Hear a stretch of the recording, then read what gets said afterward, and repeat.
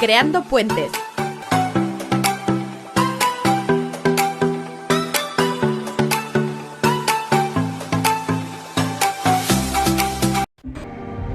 Mitos y leyendas. Hola, buenos días. Aquí desde Creando Puentes, mitos y leyendas. La leyenda de Drácula y otros. Adelante, Javier. Bueno, muy buenos días.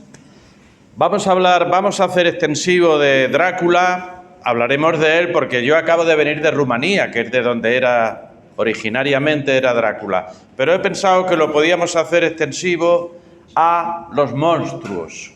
¿Qué son los monstruos? Son lo que no somos nosotros. Son siempre el otro, al que tenemos miedo, al que nos provoca desazón, al que nos da sensación de decir ¡ay, ay, ay, ay! ¿Qué me va a pasar? Eso es una proyección humana, como tantas, que necesitamos hacerlas. Así que a lo largo de la historia de la humanidad, los monstruos forman parte de esa historia y los mitos y las leyendas. En este caso, si nos remontamos a 3.000 años atrás, aunque los hay incluso anteriores, desde el nacimiento de los humanos, al final todo es un relato. Nos tenemos que explicar qué es lo que ocurre, por qué algo nos da miedo. Y ese es el papel que tienen los monstruos. ¿Por qué? Porque el miedo nos paraliza, el miedo nos impide reaccionar. Cuando tienes miedo te quedas asustado, te quedas así paralizado.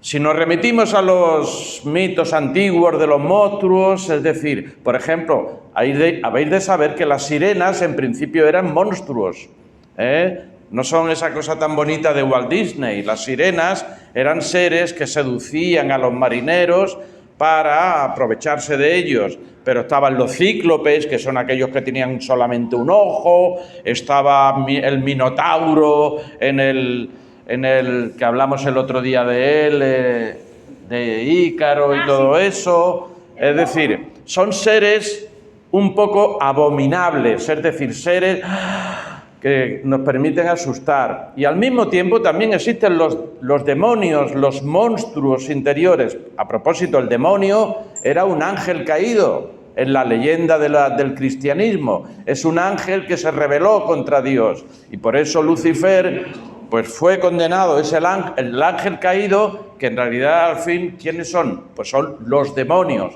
Eso también son monstruos.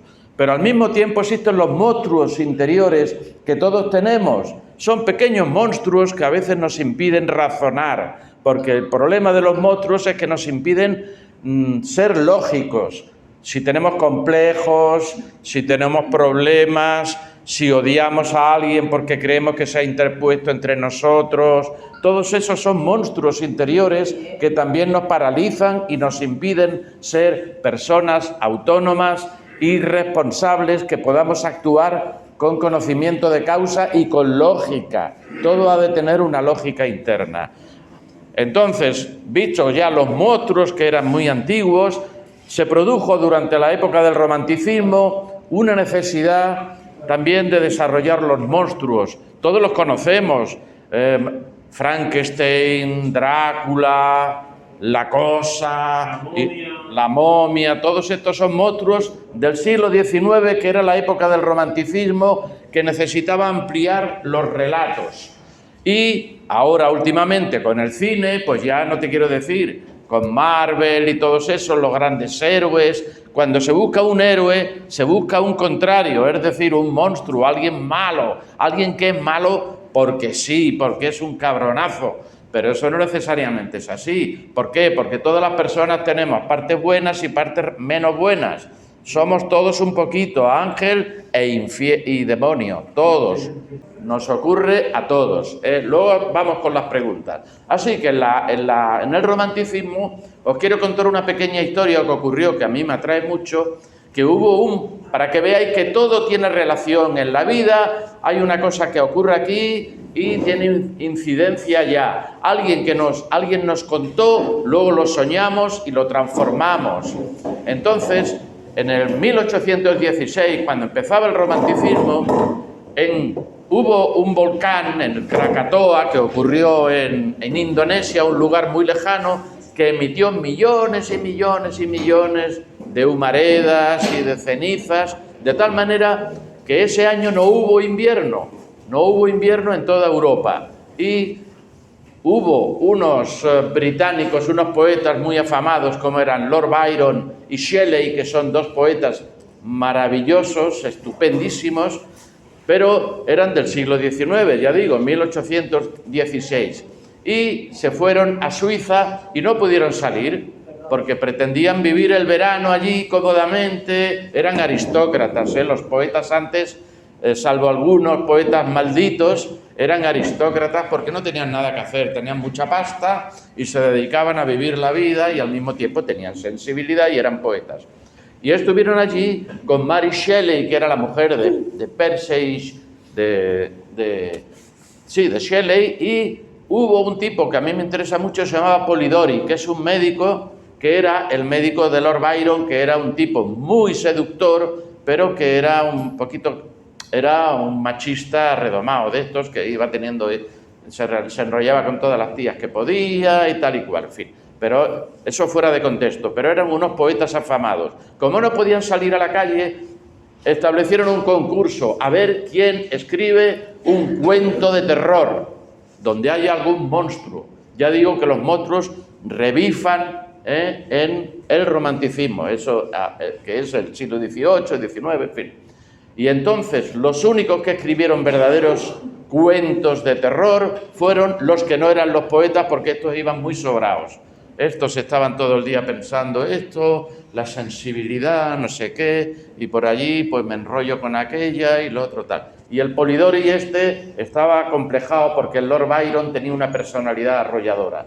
Pero los únicos que han quedado las obras han sido El vampiro de Polidori y la gran obra Frankenstein de Mary Shelley, que es una gran feminista, fue su primera obra con 17 años. Esos dos monstruos han quedado como antecedente de quién, en el caso del vampiro, de Drácula, que ya entramos en Drácula ahora. Para no seguir hablando de más monstruos, entramos en Drácula. Yo ahora acabo de venir de Rumanía y resulta que Drácula en realidad fue la creación de otro escritor británico que leyó primero el manuscrito de Polidori, que se llamaba El vampiro, y dijo, que voy a hacer un monstruo. Bram Stoker, exactamente, muy bien. Bram Stoker fue el autor de Drácula. Es el más conocido, pero en realidad el autor primigenio se llamaba Polidori. ¿Quién era Drácula? En realidad Drácula era un libertador. ¿De quién?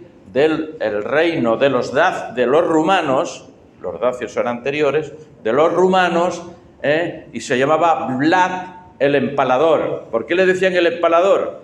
Era un libertador para ellos, es como Napoleón para los franceses, porque en ese momento Rumanía, Bulgaria, Grecia estaban dominadas por el Imperio Otomano. Entonces allí es considerado un héroe nacional. Drácula es porque es una traducción de Drácula, que es el dragón, descendiente del dragón. El relato siempre tiene que tener su poquito de mentira, su poquito de rollo así, para que parezca una cosa maravillosa y tal. ¿Y qué hacía Vlad el Empalador? Pues le hizo frente al Imperio Otomano, que era el imperio más potente que había, y cogía a los enemigos, les metía un palo por el culo y los sacaba por la boca. ¿Por qué? Porque si tú haces eso, no te mueres en 5 minutos, sino que tardas en morirte porque no toca ningún órgano vital. Ahora te va por dentro, imaginaros, que te entre y te va destrozando los pulmones, todo. Era un cabronazo, pero así se las gastaban. En aquella época se las gastaban así. Vlad del Empalador entonces llegó a ser tan importante que los otomanos pues no sabían cómo acabar con él. Y de ahí viene el mito de Drácula, pero él en principio era un libertador que se enfrentó a, en este caso, los invasores, que eran los turcos, el Imperio Otomano, ¿no? Y de ahí le viene la historia. Entonces, Bram Stoker se fundó en esto para hablar de él como alguien que chupaba la sangre. Siempre al malo hay que hacerlo muy malo, porque si no es muy malo, pues entonces no, podría ser como nosotros, que nosotros también somos bastante malos a veces, pero luego decimos, ahora voy a ejercer el perdón, voy a ser comprensivo, no sé qué. El malo de los monstruos es que son malos porque son malos, muy malos, muy malos, muy malos. ¿Qué hizo Bram Stoker? Pues con un personaje que nos desconcierta. Yo me acuerdo cuando era pequeño, veía las películas de Drácula, ay, no quería mirar, porque me daba miedo de que viniera por la noche, y al mismo tiempo era muy seductor, porque siempre hacía que a las chicas sobre todo les mordía, y se alimentaba de sangre, podía vivir durante, ya sabéis todo lo que es lo que era Drácula, que no podía ver la luz del día. Luego los cristianos lo que hicieron es que con un crucifijo Drácula no puede soportarlo.